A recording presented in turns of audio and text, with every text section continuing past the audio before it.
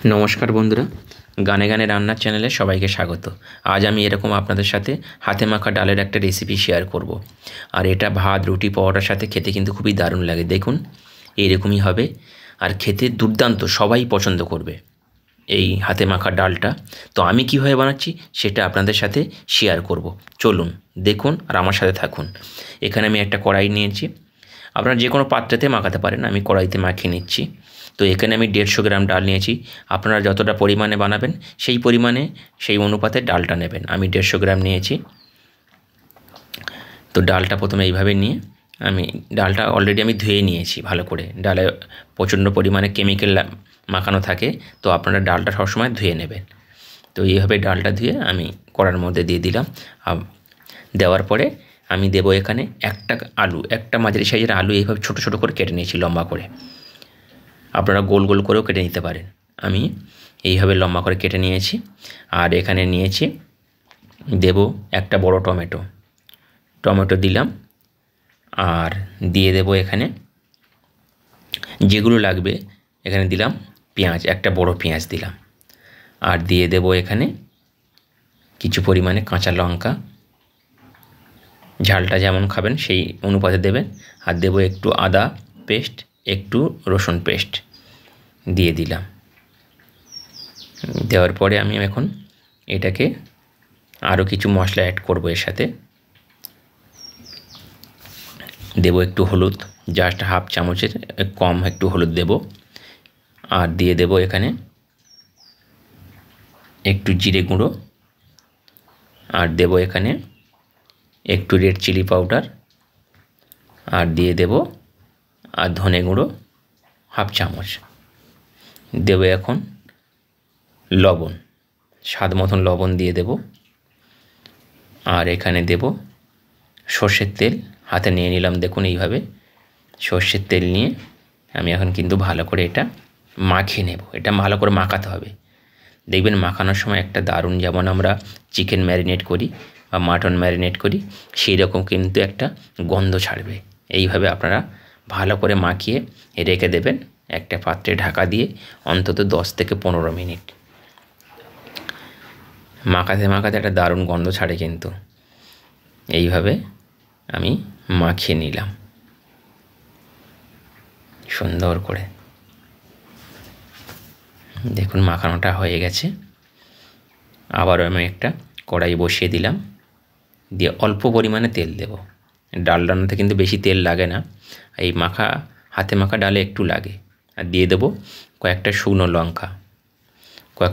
লঙ্কা দিলাম, 2টো তেজপাতা দেব। দিয়ে জাস্ট একটু কালার হলে আমি এখানে এইভাবে জাস্ট একটু নাড়াচাড়া করে নেব। একটা দারুণ কালার আসলে লঙ্কা থেকে আমি দেবো এখানে 5 ফোড়ন। জাস্ট 5 ফোড়ন আমি দিয়ে দিলাম অল্প করে। দিয়ে 5 ফোড়নটা একটু জাস্ট কালার করে নেব। আর একটা দারুণ একটা গন্ধ ছাড়বে 5 ফোড়নের, আপনারা নিশ্চয়ই জানেন। তো এখন দিয়ে দেবো হাতে মাখা ডালটা দিয়ে লো টু মিডিয়ামে কিন্তু এটা বেশ কিছুক্ষণ এইভাবে আমি কষিয়ে নেব। 10 মিনিটের মতন আমি কষাবো। এইভাবে আপনারা কিন্তু কষাতে থাকবেন। আমি এইভাবে 10 মিনিটের মতন কষিয়ে নেব। তাহলে কিন্তু এইভাবে ডালটা রান্না করলে খেতে কিন্তু খুবই সুস্বাদু হয় বন্ধুরা। এখন কষানো হয়ে গেছে। আমি দেব বাটি ধোয়া জলটা দিয়ে দিলাম। জল যেমন পরিমাণে আপনারা ডাল নেবেন সেই অনুপাতে জলটা দেবেন। আমি আরও একটু জল এখানে অ্যাড করে দেব। আর এটা কিন্তু ঢাকা চাপা দিয়ে আমি রান্না করব। আর এটা বেশি পাতলা হবে না, যত ঘন হবে তত কিন্তু খেতে ভালো লাগবে। দেখুন আমি জলটা এরকমই দিলাম। জলটা দেওয়ার পরে আমি এখন এটা ঢাকা চাপা দিয়ে হতে দেব। একদম যতক্ষণ না সিদ্ধ হচ্ছে ততক্ষণ আমি এভাবে হতে দেব। এখন খুলে দেখব বন্ধুরা। দেখুন সিদ্ধ অলরেডি হয়ে গেছে, এরকমই হয়েছে। আমি একটু নাড়াচাড়া করে কিন্তু আবার ঢাকা চাপা দেবো। একটু বাকি আছে, বেশি কিন্তু ঘেঁটে গেলে কিন্তু ভালো লাগবে না, একটু গোটা থাকবে, তাহলে কিন্তু এই হাতে মাখা ডালটা কিন্তু খেতে অনেকটা ভালো লাগে। আবারও ঢাকা চাপা দেবো। আর ডালটা হতে হতে এখানে একটা ননস্টিক বসিয়ে দিয়েছি, ননস্টিকের মধ্যে দিয়ে দেবো একটু তেল। তেলটা গরম হলে, জাস্ট একটু তেলটা গরম হলে আমি এখানে দিয়ে দেব 2টো ডিম ভেঙে দেব। ডিমের একটা ভুজিয়া বানিয়ে নেব আমি, প্লেন ভুজিয়ায়, কোনো পেঁয়াজ লঙ্কা কিছু না, প্লেন একদম একটা ভুজিয়া আমি বানিয়ে নিচ্ছি 2টো ডিমের।